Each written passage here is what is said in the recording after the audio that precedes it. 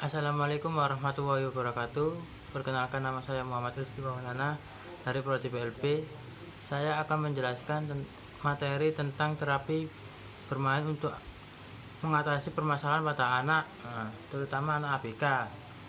Nah, materi ini adalah tugas UAS dari dosen pengampu Bu Sugihartati selaku dosen mata kuliah BK ABK. Nah, yang pertama yaitu materi terapi bermain. Dalam bermain bagi anak terdiri dari mode dasar yang membuat kita mengetahui tentang dunianya dia, terutama dunia meniru, ekspresi, menguji dan membangun keterampilan si anak tersebut. Adapun perkembangan dalam bermain bagi anak dimaksudkan dilakukan dengan sukarela ataupun spontan untuk mendapatkan kepuasan atau kegembiraan bermain yang dapat dilakukan anak. Bermain dapat membuat anak tersebut menjadi tenang, senang, dan melakukan imajinasi dan fantasi untuk melatih ketangkasan otaknya.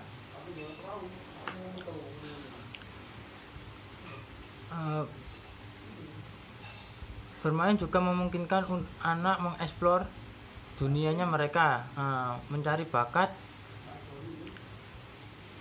yang mereka dalami. Perasaan mereka dalam bermain dapat digunakan untuk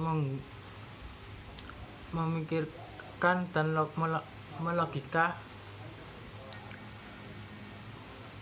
kemudian menggunakan pikiran yang sekiranya untuk mengeksperimentasi bermain anak-anak, menentukan bahwa merancang sesuatu yang baru dan juga berbeda. Adapun tahapan bermain bagi anak, yaitu anak-anak dapat melakukan aktivitas permainan sesuai dengan tahapan perkembangan kognitifnya. Oleh karena itu, tahapan bermain pada anak dapat diklasifikasikan menjadi 3 periode. Yang pertama, periode bayi, yang kedua periode kanak-kanak awal, dan yang ketiga periode kanak-kanak akhir. Untuk periode bayi itu tahap bermainnya sekitar 3 bulan. Permainan mereka terdiri atas melihat orang dan benda serta melakukan usaha orang yang dapat dia tiru, dan juga menanggapi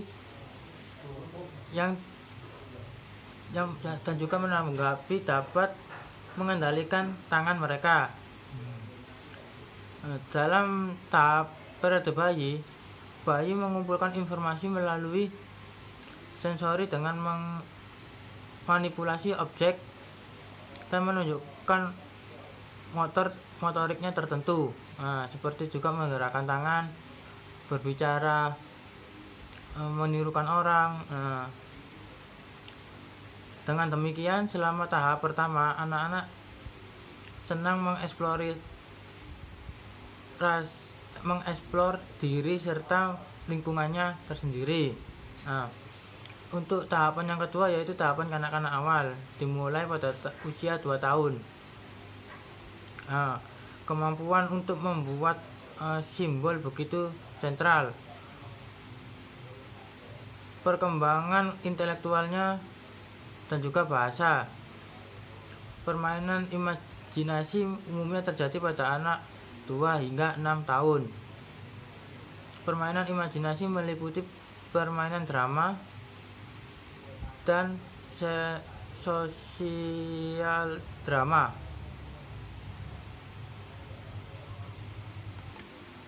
dan juga adanya fantasi dalam bentuk lamunan atau kreasi dari imajinasi seseorang teman. Dalam permainan drama, anak mencoba berperan sebagai orang yang paling penting di dunia. Yaitu drama juga membuat reproduksi terjadi pada anak berusaha situasi yang dialaminya dalam kehidupan sebenarnya. Sedangkan drama untuk produktif, anak-anak menggunakan situasi tindakan dan bicara dari situasi kehidupan nyata ke dalam bentuk yang baru dan berbeda.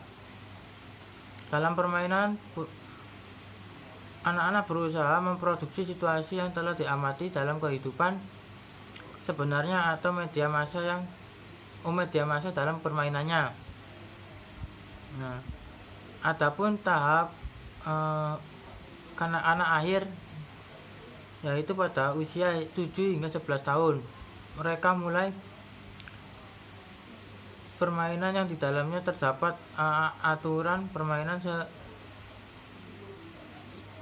tersebut memerlukan latihan, kemampuan mengontrol impuls, kemampuan toleransi terhadap frustasi, kemampuan membuat strategi, perencanaan organisasi, kemampuan berpikir logis, dan dapat memecah masalah yang dihadapinya. Nah, adapun beberapa manfaat bermain untuk anak-anak. Yang pertama, perkembangan aspek fisik, aspek motorik, aspek sosial, aspek emosi atau kepribadian. Yang pertama yaitu aspek fisik. Anggota tubuh anak mendapat kesempatan untuk digerakkan. Anak dapat menyalurkan tenaga atau energi yang berlebihan sehingga ia tidak merasa gelisah.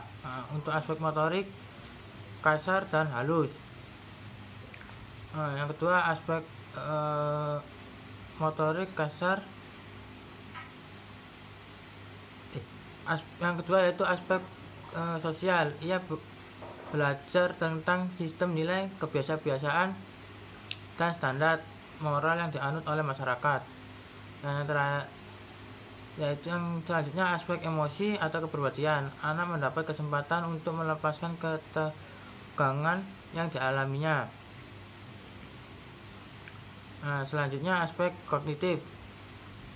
Anak belajar konsep dasar, mengembangkan daya cipta, memahami kata-kata yang diucapkan oleh teman-temannya, mengasah ketajaman penginderaan, menjadi anak kreatif, kritis, dan bukan anak yang tak acuh terhadap kejadian di sekelilingnya.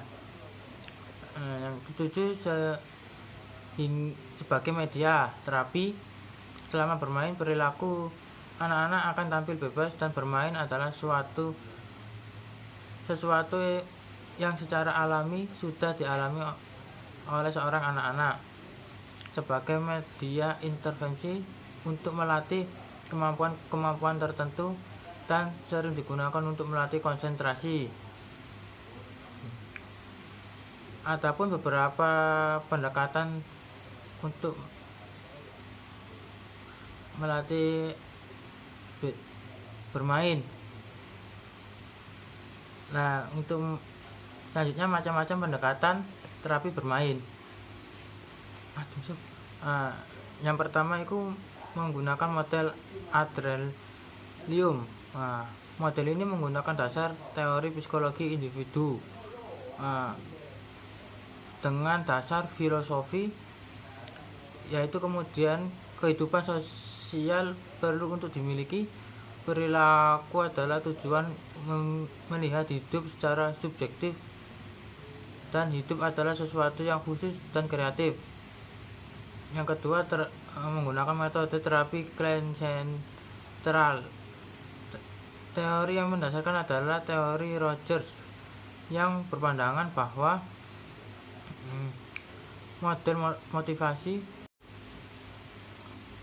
Nah, model terapi Klein sentral ini menggunakan teori dari Rogers yang berpandangan bahwa motivasi internal yang dimiliki anak-anak mendorong pertumbuhan dan aktivitas diri. Nah, yang ketiga, model kognitif behavior.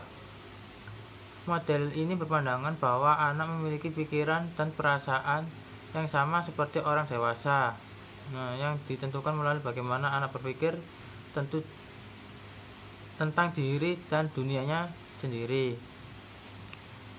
Yang ketiga, model ekosistematik, yaitu dasar yang digunakan adalah teori-teori terapi realitis yang mempunyai pandangan bahwa berada dalam bentuk interaksi terhadap lingkungan yang berpengaruh dalam perkembangannya.